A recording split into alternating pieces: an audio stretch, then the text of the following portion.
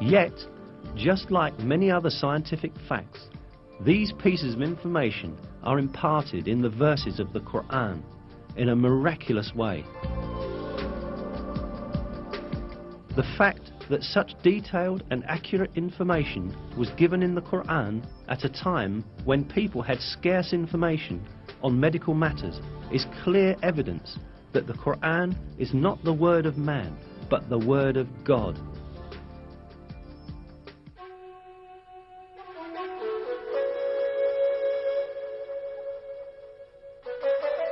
Another miraculous aspect of the Quran is that it revealed beforehand a number of important events that would occur in the future.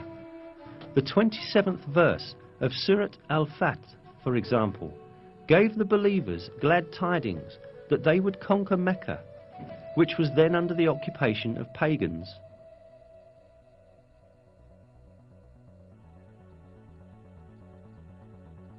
God has confirmed his messenger's vision with truth. You will enter the Masjid al-Haram in safety, God willing, shaving your heads and cutting your hair without any fear. He knew what you did not know and ordained, in place of this, an imminent victory.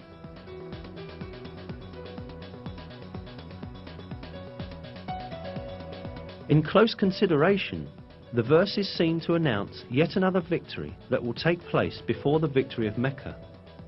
Indeed, as stated in the verse, the believers first conquered the Kaaba fortress, which was under the control of the Jews, and then entered Mecca.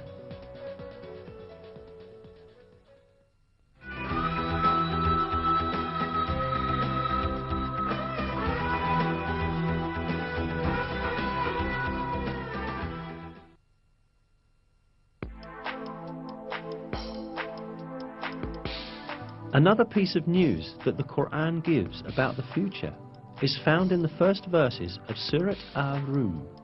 In these verses, it is stated that the Byzantine Empire had met with a great defeat, but that it would soon gain victory. The Romans had been defeated in the land nearby, but after their defeat, they will themselves be victorious in a few years' time. The affair is God's from beginning to end.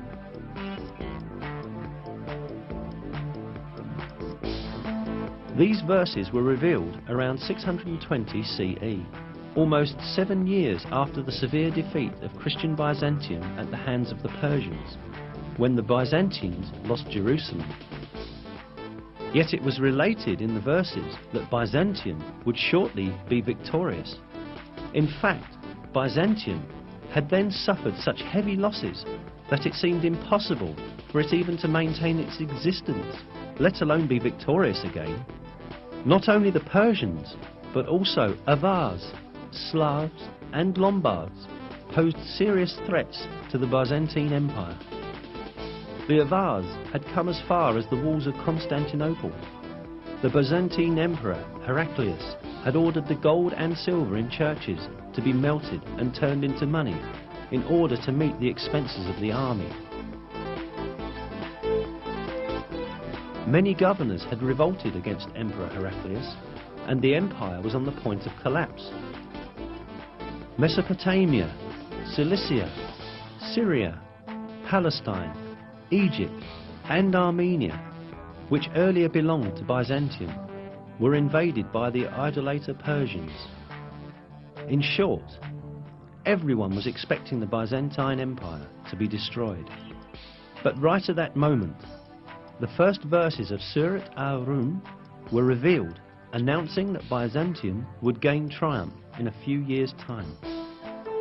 Around 7 years after the revelation of the first verses of Surat Ar-Rum, in December 627 CE, a decisive battle between Byzantium and Persian Empire was fought at Nineveh, and this time the Byzantine army surprisingly defeated the Persians. A few months later, the Persians had to make an agreement with Byzantium, which obligated them to return the territories they had taken from them. At the end, the victory of the Romans, proclaimed by God in the Quran, miraculously came true. Another miracle revealed in these verses is the announcement of a geographical fact that could not be discovered by anyone in that period.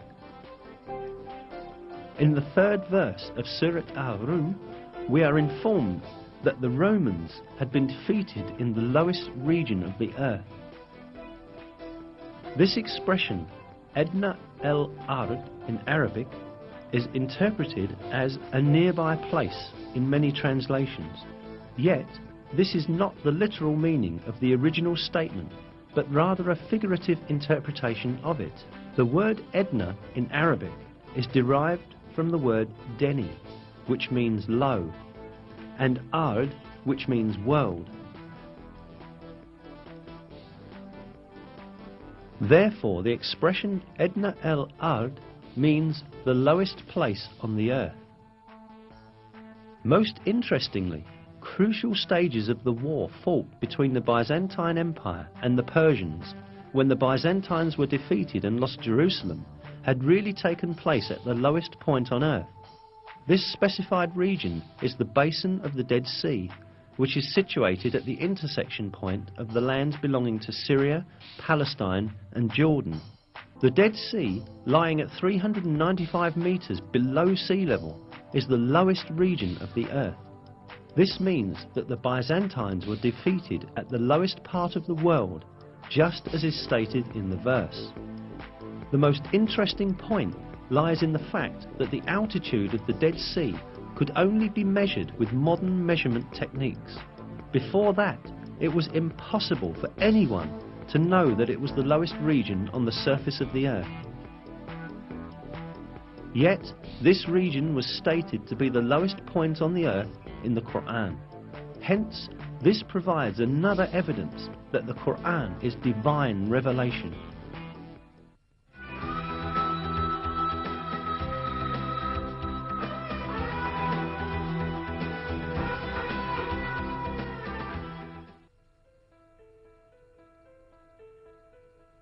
Apart from the miraculous characteristic of the Quran, which we have looked into so far, it also has a mathematical miracle.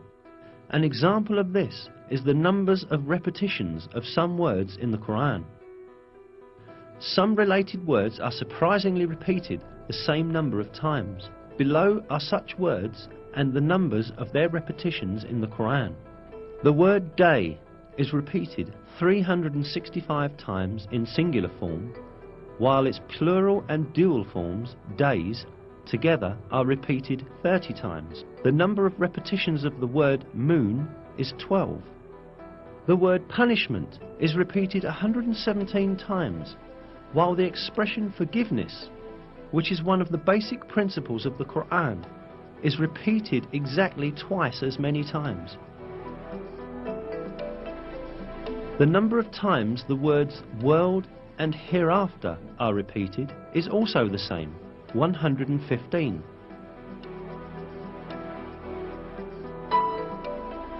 The statement of 7 heavens is repeated 7 times.